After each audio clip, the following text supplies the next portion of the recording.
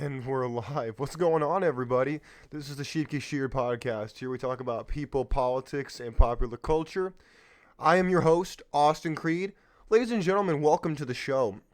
So, for those of you who are listening purely on audio format, this is my first episode where we got video operations going on. So if you want to see this in video format, and you've been listening to me for the last couple weeks on audio, hop on over to YouTube. I'm also working on getting on Rumble as well, so be on the lookout for that as well. I will be releasing more info on that as we continue. However, I don't want to lollygag too much on this. I'm just excited. I want to test this. I think this is going to be fantastic. So without further ado, we're going to step right into the show. For those of you who are first seeing me for the first time, first of all, welcome to the show. Second thing is, over here, we talk a lot about, like I said, people, politics, popular culture. I come from a background of being a veteran. I'm also somebody who's very opinionated, but I don't come just shooting my mouth off. All right, I have a lot of facts for the things that I say, and I bring up a lot of research. I cite whatever quotes I use, or I don't just talk out of my butt. Okay, I am very knowledgeable about the stuff I talk about, and when I bring up anecdotal evidence, I make sure to cite that. I also make sure to cite any kind of research that we use over here. So without further ado, we're going to step right into the show. First line of business is, if you I ask a lot of questions throughout the show, and if you want to answer these questions, you're more than welcome to hit me up on Twitter at Austin Creed, or at Aussie Creed, AUZZIECREED. And over there, you're more than welcome to get in contact with me, talk about what it is you would like to see more of, any comments, concerns, criticism, love, hate, whatever you want. I'm here, I'm game. So, but that's enough lollygagging. Let's hop right into the show. So, first order of business is this. We're going to talk about recognition and resentment today, mainly in regards to three different topics. Number one is women, number two is wealth, and number three is different worldviews. So my first question of the day is this. Out of the three things I just mentioned, do you harbor any resentment for any of the three things? Different worldviews, people who have wealth, and women. If you're a woman, you can substitute that for men. It goes across all sexualities, doesn't matter to me. What matters is the principle that we're talking about right now. That's what matters. So, that's my first question of the day. Second question is this. If you hate rich people, why? Why do you hate rich people? Is it because you yourself want to be rich? Is it because you've been wronged by a rich person? And if you resent women, is it because you were wronged by them? Or if you resent other people's worldviews, is it because you're unable to defend your own? That is a very important point. Because by the end of the show today, I want you to fully be asking yourself, by answering all the different questions I pose, you're going to find one central theme. And that is this. You cannot resent something or someone if you understand them. And by the end of the show today, I want you to fully understand, or at least be put in the right direction to be in a place where you'll understand all three of these. Because make no mistake about it, if you are resenting other people, you are wasting your time, you're wasting your life, and you're going to be having to work backwards. You have to undo the past to go into the future. And I don't want anybody to have to do that if you can avoid it. That's what we're talking about this today. So I'm going to get down to a little bit of a personal story before we hop into more serious discussions. Okay? Here's my personal story. For people who have never listened to me before, you'll realize very quickly that I have what's called the blunt gene. I say things as it is. If you're upset by that, well, I can't help you. If you appreciate it, then you'll know what I'm talking about, and you'll be able to relate to it a little bit better. I don't blame you for resenting people for any of the three things: women, wealth, or worldview. Because let me tell you something. If you're a young man like me, you've been screwed over by women in your life. And if you haven't, and you're trying to tell me you haven't, you're probably lying.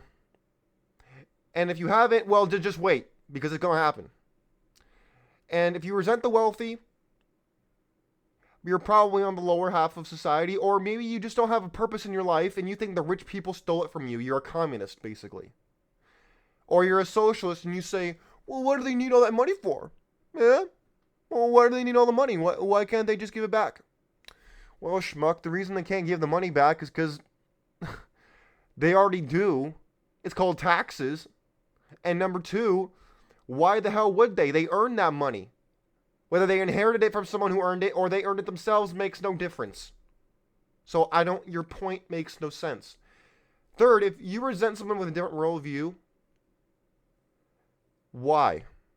Because I'm telling you right now, you can learn so much from people who have different views than you. Just now, I had dinner a little bit ago. I was talking to my grandfather. He is a Democrat. He's an old school Democrat. I am more of a independent conservative. We have very interesting conversations. If he wants, I might have him on the show at some point, interview him. Because he's a very knowledgeable guy. He's not a libtard. He's not stupid. He's just very old school, FDR type liberal guy. Incidentally, he hates Trump. I love Trump. I voted for Trump. I like Trump. I don't agree with everything he's ever said before people go insane. Overall, though, I think he's done a lot of good for the country, and he's a whole lot better than Vice President Joe Biden. A whole lot better than that guy, I'll tell you that right now. But I want to mainly focus on, if you're a young man, or if you're a middle-aged man, or you're an older man, it doesn't matter. If you resent women, I don't know what to say. Look, I'm not going to sit here and say that women are sugar, spice, and everything nice, because they're not. They're human, just like you and me. And humans inherently, and most of the time, pretty self-serving, and most of the time they're garbage. That doesn't mean I hate people. I understand that everybody's out for themselves, and everybody wants to do the best they can. And if that entails screwing you over, then so be it. That's the way it goes. I don't fault people for that. If you fault people for ensuring their own survival, I don't understand who the hell you are. You're kind of ridiculous. But here's my other question. Let me ask you another question. If you're a young man listening to the show or watching on YouTube, Rumble, wherever you're watching, let me ask you something. How many of you are really fans of Andrew Tate? He's another interesting figure. I remember hearing when he was still not. He's out of prison, right? He should be out of prison, right? Last time I checked, he was out of prison.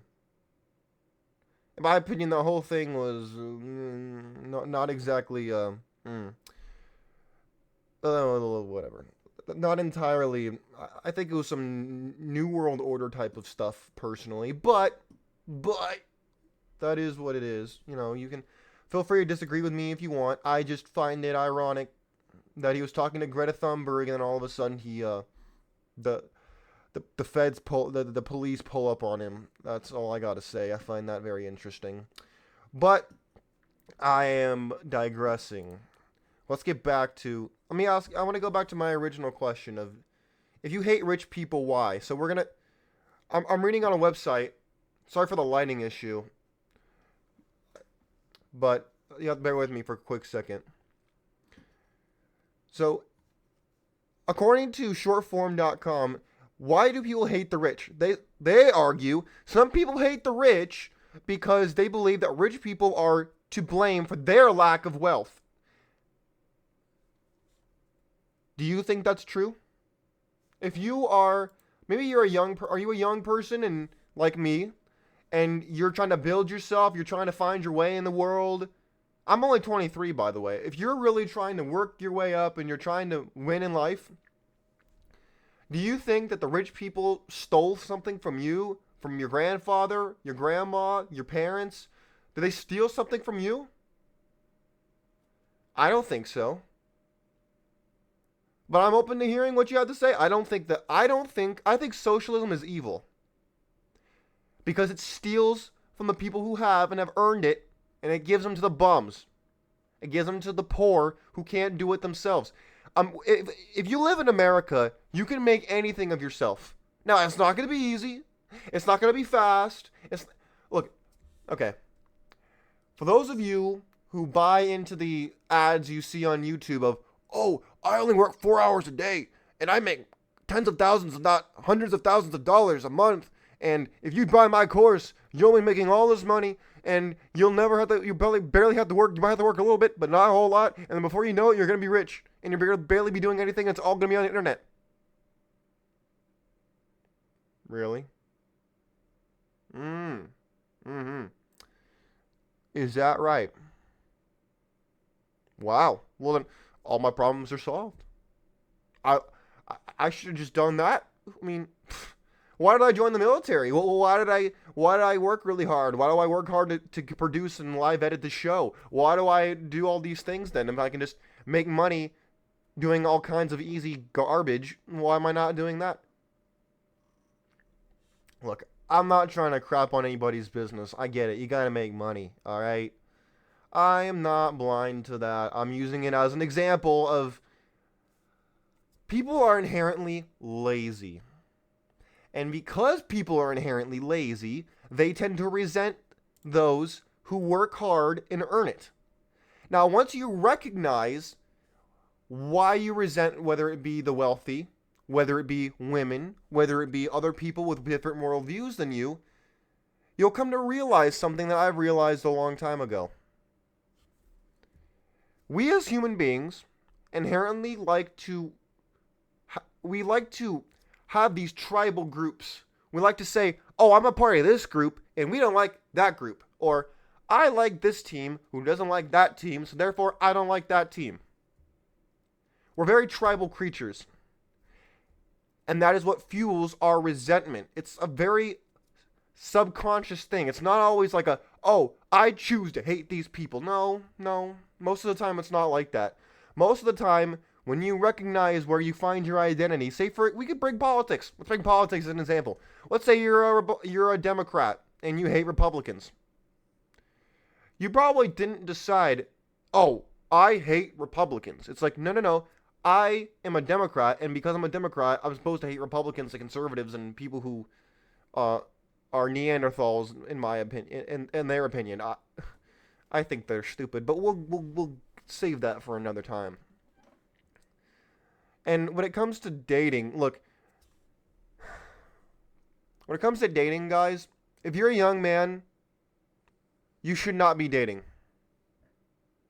Because let me tell you something. If you're out here trying to run game and you're out here trying to, yeah, man, I come out here in these streets and I do, yeah, man, I lay down my smooth run game out here and I spit these game and these girls say, hey girl, yeah, you know what I'm saying? Like, I like to run my game and you know what I'm saying? Like, I got some good stuff back at the crib. No, it's not, oh, my crib, no, it's my mama's crib, but like, I'm the real one out in these streets. Yeah. You ain't never met a man like me before. Yeah. No, please spare me with the garbage. Hey, you know what? For those of you who like to read books, I challenge you to read a book called Outwitting the Devil by Napoleon Hill.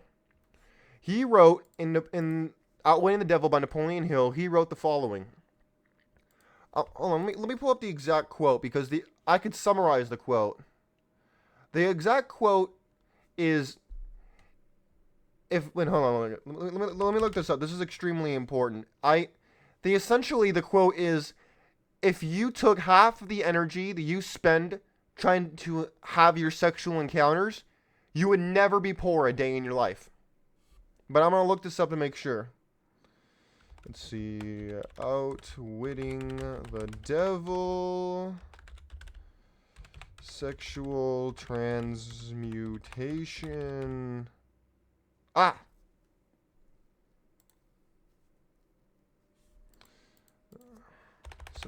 those of you who know who sexual transmutation is, it's extremely beneficial to those of you who are trying to get off the ground, okay? Here it is. says, if humans could control their sexual desires and transmute them into a driving force with which to carry on their occupation, that is, if they spent on their work one half the time they dissipate in the pursuit of sex, they would never know poverty. Napoleon Hill, 1936. My friends, let me ask you something.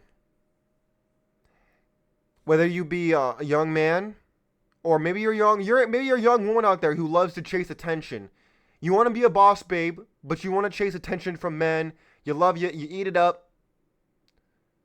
Why? Why are you not trying to become this boss babe? If you want to be independent, you can't depend on other people. Savvy? You feel what I'm saying?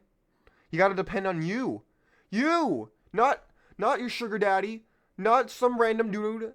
Or if you're a guy, don't depend on your mom. Don't depend on just running off your family money or trying to move in with your girlfriend. No! You're hustling backwards. You're trying to live your life with, oh, I want exclusive access to sex. I want my own woman.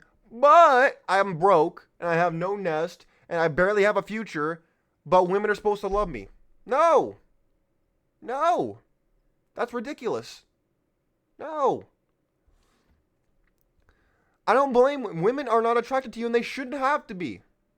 They're attracted to men with resources. So get some damn resources. Duh. Come on, man. You hate the rich because you're not the rich. You want to become rich? Time, money, it takes time. It takes time. That's number one. If you try to cheat the system, whether it's winning the lottery, you ain't staying rich. It's a mindset you work for every day. You ever met someone who's really rich? I have. They don't wear their bling bling all over the place. They just operate their life. And they are always looking at every turn to expand and grow. They're not just trying to kick back and be like, oh yeah, I got all this money and I'm just doing great and blah, blah, blah. No, that's what their kids are doing. That's not what they're doing.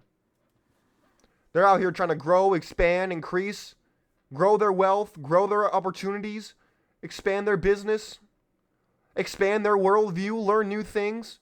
If you're not learning, it's trying to... That's why I don't understand people who are not or are so opposed to other worldviews that are outside of them. My friends, if you're not trying to learn from someone else who's different from you and you're surrounded by people always telling you, oh, you're so smart, oh, you're so wise, then you're a moron.